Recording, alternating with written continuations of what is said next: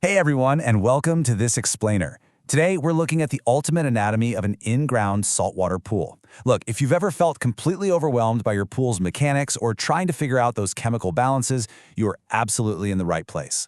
We're going to treat your pool like it's a living organism. We'll start by balancing its immune system, the water chemistry, and then we're going to work our way right up to performing precise mechanical surgery on its most complex components. By the end of this, you're going to have the confidence to manage, maintain, and repair your pool like an absolute pro. And honestly, considering a single service call can easily cost you upwards of $200 just for a diagnosis, mastering these skills is literally going to save you thousands of dollars over the years. Okay, let's dive into this. Here is our roadmap for today. First, saltwater chemistry basics. Next, the routine maintenance schedule. Then, replacing core pool components, followed by electrical safety and bonding. And finally, troubleshooting common problems. All right, starting with Section 1, Saltwater Chemistry Basics. Now, what's really interesting here is that your saltwater chlorinator system isn't just magic, right? It's a precisely engineered factory. The control box supplies the power, the flow sensor makes sure water is moving safely, and the salt cell uses electrolysis to turn slightly salty water into pure, sanitizing chlorine. But here's the catch. That factory relies on a very delicate chemical foundation. These numbers are highly interconnected. It is a continuous dance. If your pH drifts too high, your chlorine factory's output becomes completely useless.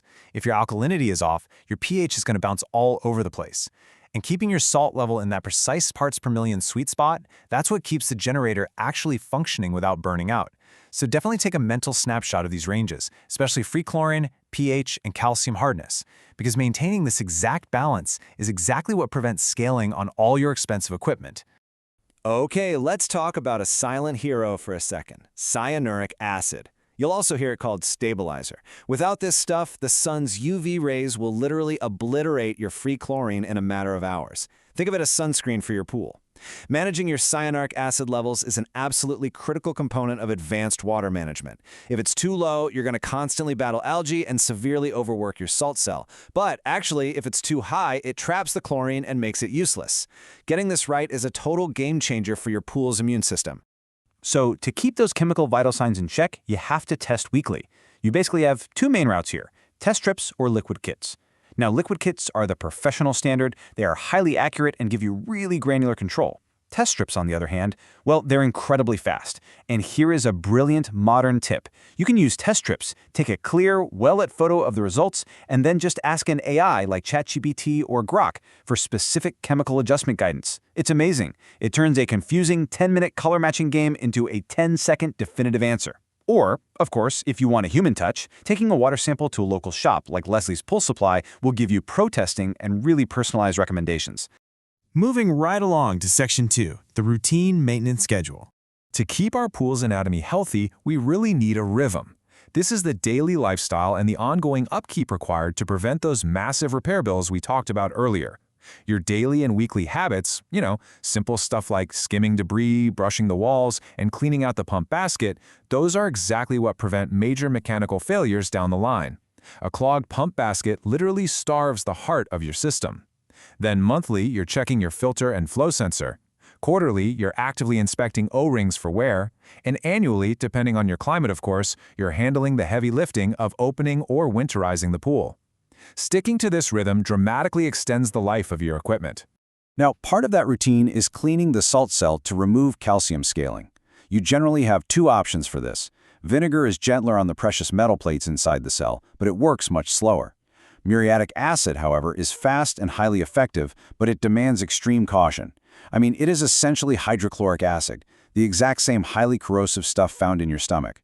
So always wear protective gear, always add acid to water, never water to acid, and work in a well-ventilated area. Proper, careful cleaning ensures your cell lasts its full expected lifespan. Let's roll up our sleeves for Section 3, replacing core pool components. Eventually, parts fail. It happens. And when they do, we shift from routine care to major mechanical surgery. When your pump, the beating heart of the pool, starts screaming or just refuses to prime, it might be time for a swap. First and foremost, absolutely always turn off the breaker power. Safety first, no exceptions. Then, you'll disconnect the wiring and plumbing union, swap out the main unit, reconnect, and prime the system. And here is a huge cost-saving tip from the manual. If you are replacing an old single-speed pump, upgrading to a variable speed pump can offer massive long-term energy savings. Seriously, it runs slower, quieter, and vastly more efficiently.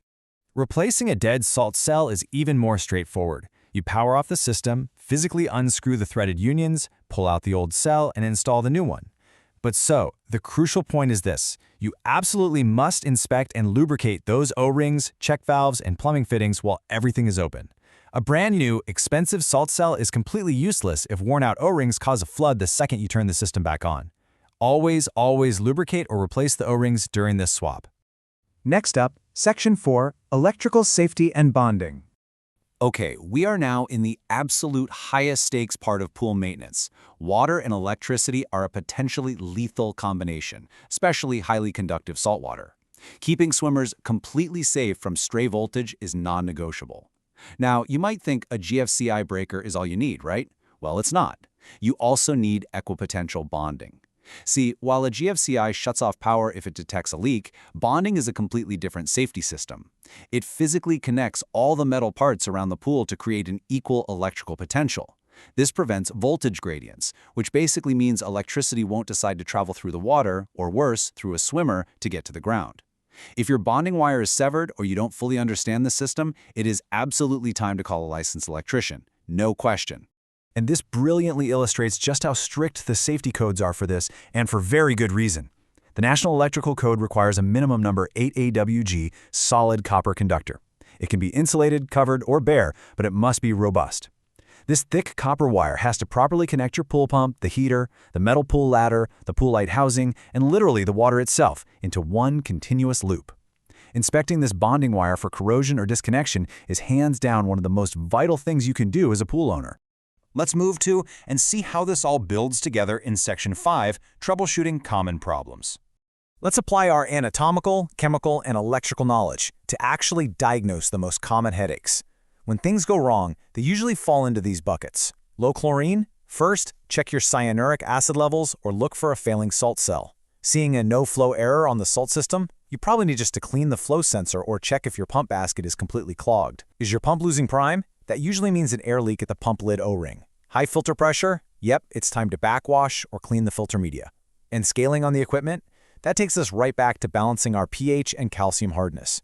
You see how every symptom points back to a routine habit or chemical balance we've already mastered?